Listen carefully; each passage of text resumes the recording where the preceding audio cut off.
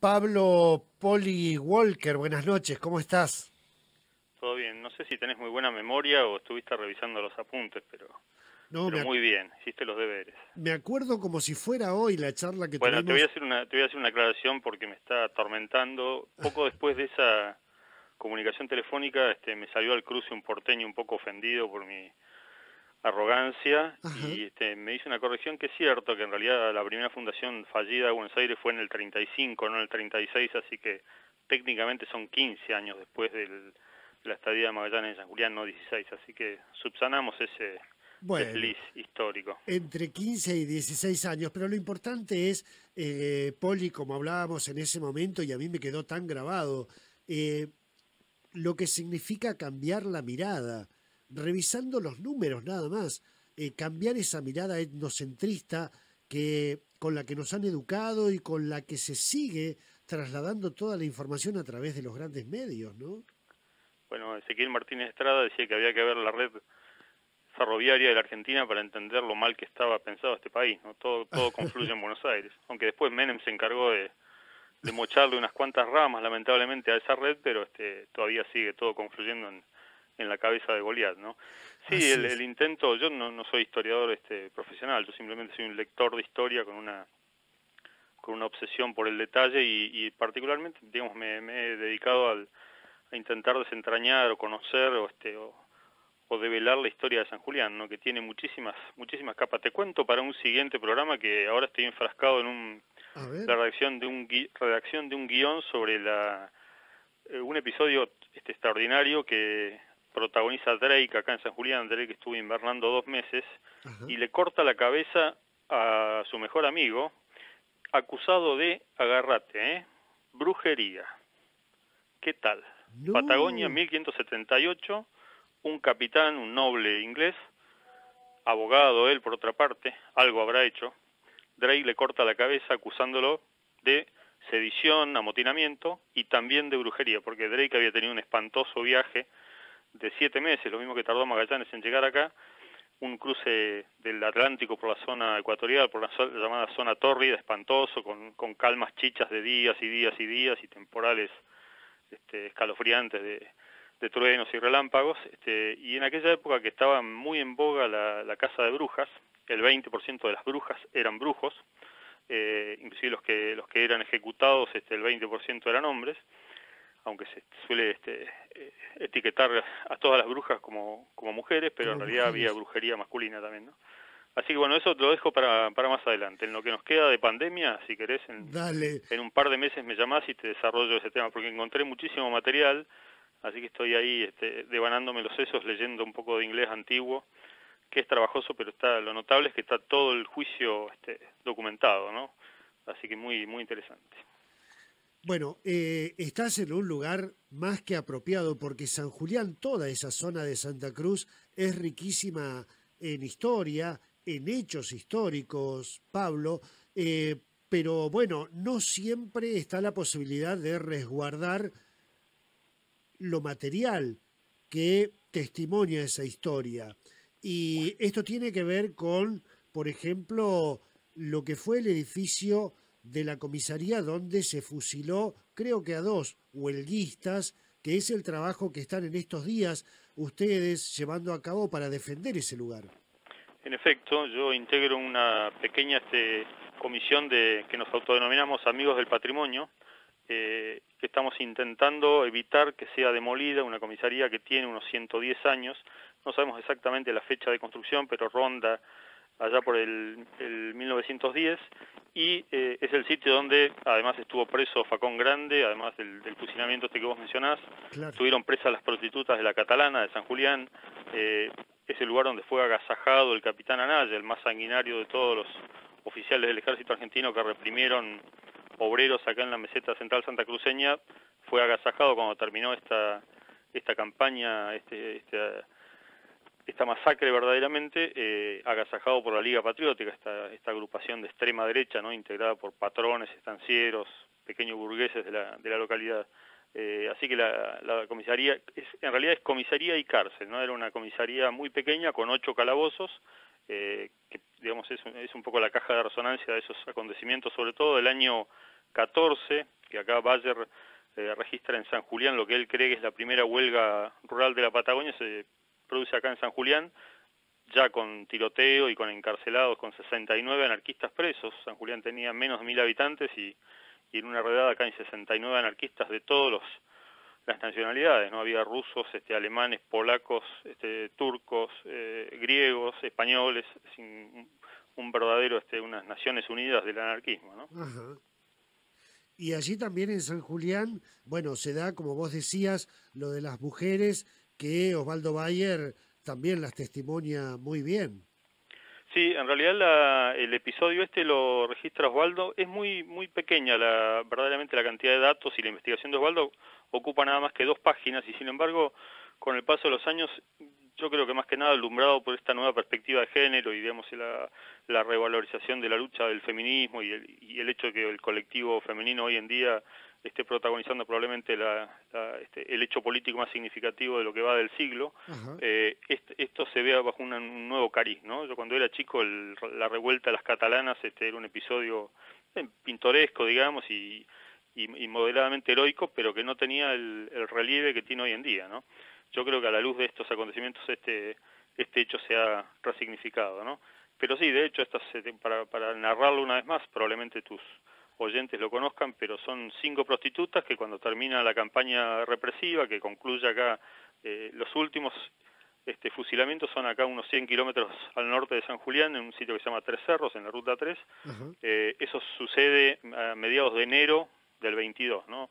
Y ahí, bueno, las tropas son replegadas a los puertos. Deseado era uno de los puertos, San Julián, Puerto Santa Cruz y Gallegos son los 4 puertos donde hay episodios de esta índole. En el caso de San Julián, bueno, Anaya, que era el oficial a cargo, les da franco higiénico, permiso para ir a tener relaciones sexuales, y ahí, para sorpresa del ejército, estas 5 putas de San Julián se niegan a atender a los soldados. Un gesto verdaderamente valiente, porque aparte estas eran, por ahí se ha interpretado inclusive en teatro o en diversos medios, a las prostitutas de San Julián casi como prostitutas del Moulin Rouge de París, ¿no es cierto? Y en realidad no, eran prostitutas pobres, de un prostíbulo pobre, de un tugurio más bien, cuya clientela mayormente eran los sectores medios y bajos, ¿no? Es decir, la clase media acomodada y la escasa clase media de San Julián, porque en realidad San Julián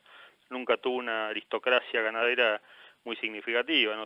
Eran tal vez 4 o 5 familias más o menos pudientes. Tampoco esto no era Punta Arenas, digamos, ¿no? Claro. San Julián ya era una zona ganadera de moderada calidad. Los campos de San Julián ya son campos más bien pobres.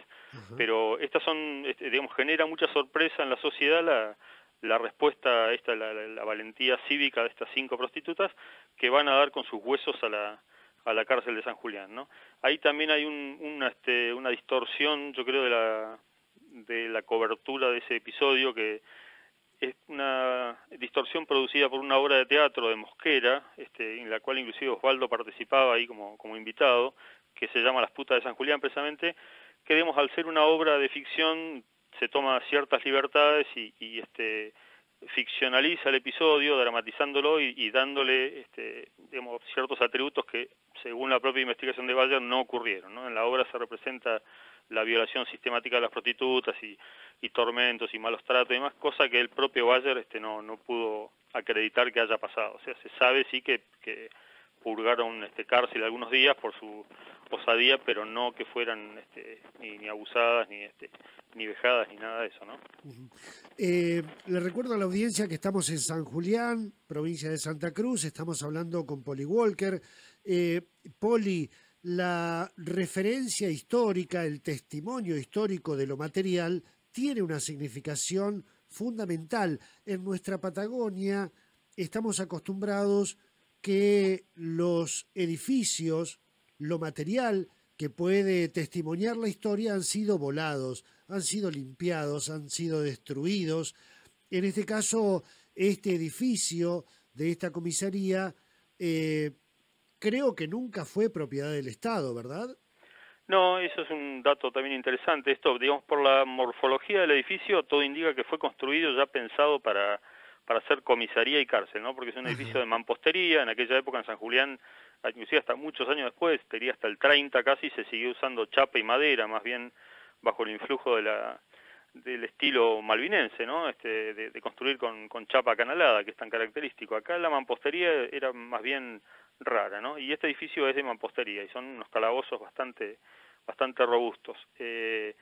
Y como bien decís, concuerdo perfectamente, en Patagonia, Santa Cruz no es la excepción, la provincia de Santa Cruz, la materialidad ha sido borrada olímpicamente, ¿no? Es pésimo el estado de conservación de nuestros sitios, tanto los arqueológicos también devastados en general, y los edificios históricos del último centenario, digamos, de años, el último 100 de años también están en pésimo estado de conservación o han desaparecido directamente. Exactamente. Esta es una oportunidad de oro, porque además el edificio, como casualmente la gente que estuvo viviendo en él, digamos, los propietarios originales lo vendieron allá por los 80, fines de los 80, pero el edificio nunca sufrió modificaciones drásticas, digamos, a nivel estructural, ni mejoras, ni nada. Entonces el edificio, pese a estar muy deteriorado, todavía está en pie y conserva esa materialidad inicial, ¿no? Inclusive esa mezcla de esa arquitectura medio pobre, mezcla de ladrillo, Portland, dicen los relevamientos de la época, cemento, Claro, Portland claro. y barro, digamos, eso es testimonio del paso de los años, ¿no? Totalmente. Bueno, hay que contarle a la audiencia que este inmueble nunca perteneció al Estado y ahora fue vendido a una escuela de allí, de San Julián, que tiene bueno, el objetivo de construir un gimnasio. Y por lo que tengo entendido, ustedes no están en contra de eso, sino de preservar el edificio, ¿verdad? Claro, este es un terreno de 50 metros por 25 que está cruzando la calle del Instituto María Auxiliadora, que es la institución que ha Claro, adquirido el terreno, ¿no? claro. Nosotros lo que estamos planteando es que hay posibilidades, porque la idea no es hacer un gimnasio de 50 por 25 que ocupe todo el predio, sino hacer un gimnasio que ocupe más o menos la mitad del terreno. Pero, digamos, argumentando esta precariedad del estado de la estructura, el Instituto María Auxiliadora planea demolerlo. Nosotros hemos hecho una serie de acciones, inclusive una diputada por pueblo de San Julián ha presentado la semana pasada, ha conseguido que la Cámara de Diputados, por unanimidad, lo cual es una rareza, votara una resolución pidiendo no innovar, digamos, dejar el edificio por lo menos un tiempo en el estado en el que está, no demolerlo ahora, ¿no?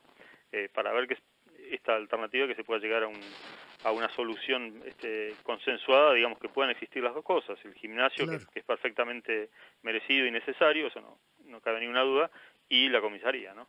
Por lo menos buena parte del inmueble, ¿no? Porque ahí sí también hay un poco ahí una controversia, inclusive en el propio grupo de patrimonio, no controversia, pero sí por ahí diferentes enfoques. Yo soy de los más radicalizados en el sentido de que para mí de la comisaría el verdadero corazón verdaderamente es la cárcel, es el patio de esa pequeña cárcel, patio y 8 calabozos circundantes, ¿no? Que para mí, digamos, los episodios más dramáticos, más traumáticos de esa comisaría y cárcel pasaron precisamente en esos lugares, ¿no? El encarcelamiento de Facón Grande, que por ahí Facón Grande también, eso, digamos, yo intento aportar una mirada novedosa ahí.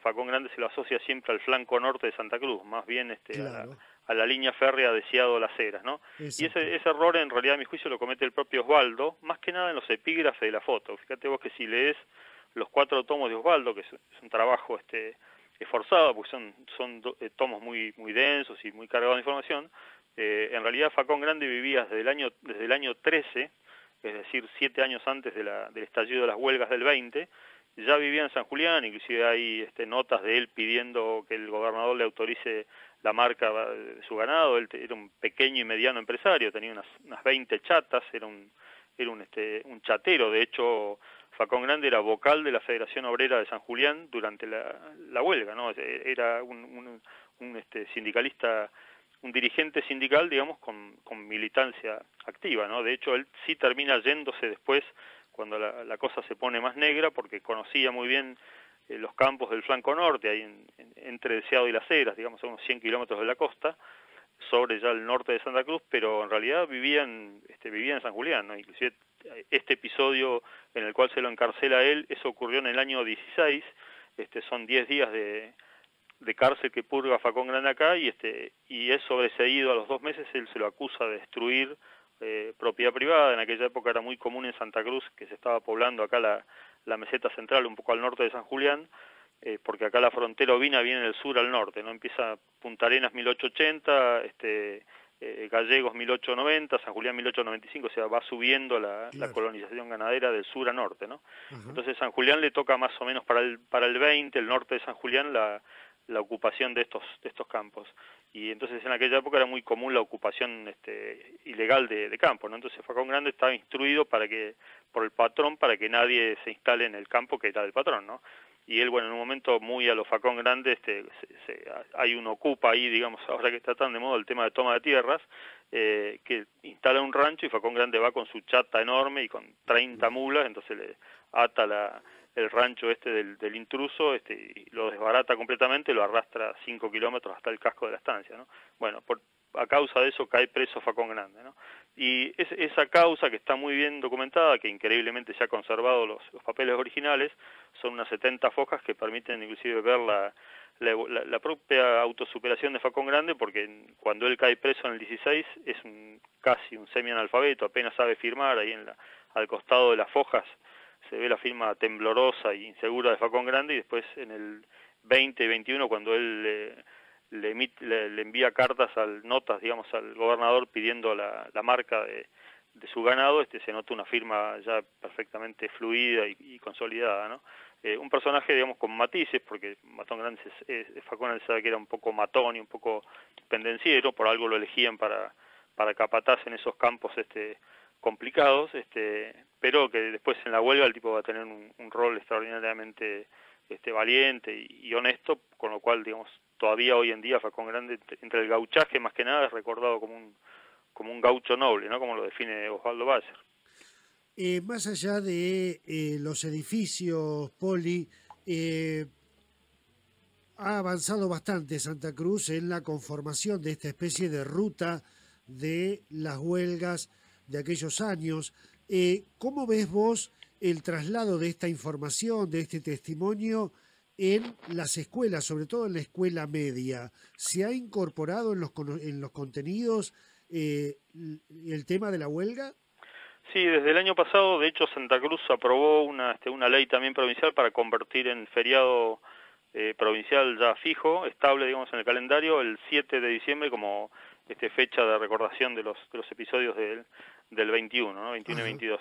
Eso ya está oficializado, y digamos, en la currícula se contempla también la lectura de los libros de Osvaldo Bayer. O sea, a nivel docente, a nivel educativo, está eso institucionalizado. Yo no sé en la práctica, en realidad, cuántos docentes lo llevan verdaderamente al aula. Eso honestamente no lo puedo contestar, ¿no? Porque el tema de las huelgas es una cosa interesante, que te diría que hasta bien entrado los años 80 era un tema tabú, ¿no? Como era una provincia chica, que hasta no hace mucho tiempo seguía siendo una provincia muy despoblada, los mismos apellidos todavía siguen retumbando hoy en día. Si vos escarbás un poquito, y la misma gente que por ahí sigue teniendo poder y sigue siendo cabeza de partido y cabeza de lista y diputados y gobernadores y demás, los apellidos, bueno, para no ir muy lejos, el fotógrafo del ejército se llamaba Kirchner.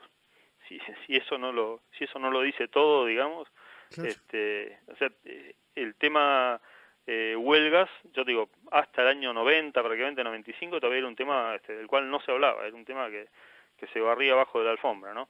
Y en los últimos años, en ese sentido, sí, yo creo que ha habido un progreso, y ya el tema se puede discutir abiertamente, ¿no? Y en ese sentido también el kirchnerismo, que yo creo que en la última década se consolidó como una especie de centroizquierda del peronismo, adoptó el tema de las huelgas, que es también un tema propio, ¿no? Porque hasta, te diría, 20 años atrás, el propio Bayer tenía una pésima relación con la familia Kirchner y inclusive con la expresidenta, ¿no? Ajá. Y en los últimos años Bayer hizo las paces con el kirchnerismo, porque vio que algunas de las cosas que el kirchnerismo hacía estaban en línea con lo que él pensaba, ¿no? Nunca dejó de ser crítico Osvaldo, pero sí morigeró un poco esa enemistad inicial.